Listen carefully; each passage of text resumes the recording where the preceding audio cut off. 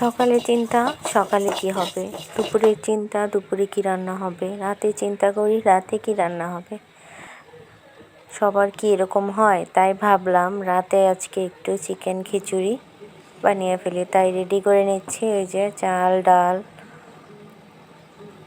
2 রকমের ডাল নিয়েছি, চাল ধুয়ে রেখেছি।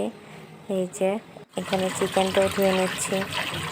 এখানে চিকেনটা আগে রান্না করব, তারপর আমি মিক্স করি। অনেকে একসাথেই রান্না করে, আমি চিকেনটা রান্না করে তারপর চালের সাথে মিক্স করি, চাল ডালের সাথে। এখানে মশলা দিয়ে ভালো করে কষিয়ে নেব। আমি এখানে কোনো রকম জল ব্যবহার করব না, কারণ চিকেন থেকে জল এমনি উঠে, তাই আর এটা তো খিচুড়ির সাথে রান্না করব, তার জন্য আর জল দিইনি, এমনিতেই সিদ্ধ হয়ে যাবে। এই যে দেখতেই পাচ্ছেন আমি কিন্তু কোনো রকম জল দিইনি, তারপরও কেমন জল জল হয়েছে। এই যতক্ষণ পর্যন্ত চিকেনটা কষা কষা না হবে ততক্ষণ পর্যন্ত কড়াইতে থাকবে, নাড়াচাড়া করছি। এই যে মশলাটাও কষিয়ে গেছে, মশলাটা না কষালে একটা কাঁচা কাঁচা গন্ধ করে। এই যে আরেকটা হাঁড়িতে তেল দিয়ে দিলাম। এখানে আমি তেজপাতা শুকনো মরিচ দেবো, যেহেতু খিচুড়ি শুকনো মরিচ তো দিতেই হবে।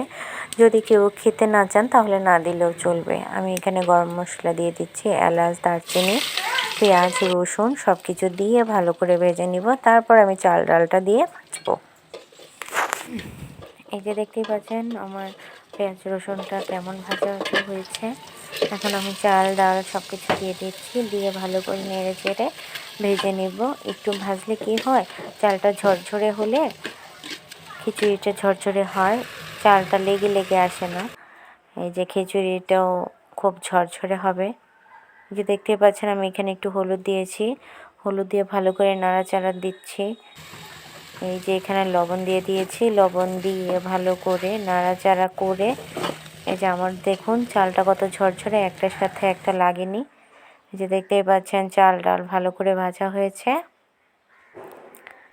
এখন আমি এখানে চিকেনটা দিয়ে দিব, চিকেনটা দিয়ে তারপর জল দিব। আমি এভাবেই রান্না করি, চিকেনটা আলাদা খিচুড়িটা আলাদা, তারপর মিক্স করি। বিরিয়ানির মতো, তিহারির মতো বলতে পারেন, কিন্তু অনেকে একই সাথে রান্না করে। যে যেভাবে পারে সেভাবেই রান্না করে, যে যেভাবে শিখেছে সেভাবেই রান্না করে। আমি এভাবেই রান্না করি। এই যে দেখতেই পাচ্ছেন গরম জল দিয়ে দিচ্ছি। যদি আমার রেসিপিটা ভালো লেগে থাকে অবশ্যই কমেন্ট করবেন, শেয়ার করবেন। যে যেখান থেকে ভিডিওটা দেখছেন অবশ্যই কমেন্ট বক্সে কমেন্ট করবেন। আর আমার পেজে ছোট্ট একটা পেজ, অবশ্যই একটা লাইক ফলো দিয়ে রাখবেন, তাহলে পরবর্তী ভিডিও আপলোড দিলে আপনারা দেখতে পারবেন। তো দেখতে পাচ্ছেন এখানে কাঁচামরিচ দিয়ে দিয়েছি, কাঁচামরিচ দিয়ে আমি ঢেকে দিব। ঢাকনাটা উঠিয়ে এই যে দেখুন আমারটা 50% হয়ে এসেছে। তারপর আবারও ঢাকনা দিয়ে দিব। শীতের দিনে আসলে গরম গরম যে কোনো কিছুই বেশ ভালো লাগে, তাই ভাবলাম যে রাতে কি করব, তার জন্য চিকেন খিচুড়ি বানিয়ে নেই। চিকেন খিচুড়িটা সবাই পছন্দ করবে, সাথে বেগুন ভাজি থাকবে। এই যে বেগুন খিচুড়ির সাথে বেগুন না হলে হবেই না, বেগুন ভাজি করতেই হবে। এই যে দেখতে পাচ্ছেন এখন কিন্তু 80% হয়ে এসেছে। এখন একটু দমে বসিয়ে রাখবো, দমে বসিয়ে রাখলে 100% হয়ে যাবে, তারপর খাওয়ার জন্য রেডি হয়ে যাবে। গরম গরম পরিবেশন করা হবে চিকেন ভুনা খিচুড়ি।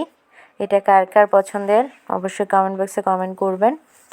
আর কে কীভাবে রান্না করেন অবশ্যই কমেন্ট করবেন। এই যে দেখুন সার্ভ করে নিচ্ছি গরম গরম চিকেন খিচুড়ি আর সালাদ। আমার আসলে সাজিয়ে গুছিয়ে খাবার পরিবেশন করতে খুব বেশি ভালো লাগে, আমি এটা খুব বেশি পছন্দ করি। এভাবে কাউকে খেতে দিলে কেউ যদি সন্তুষ্ট হয়ে খায়, আমার মানে এতেই তৃপ্তি, এরকম আর কি। যে কেউ খেতে বসলে ভালো করে খেলে আমার খুব ভালো লাগে।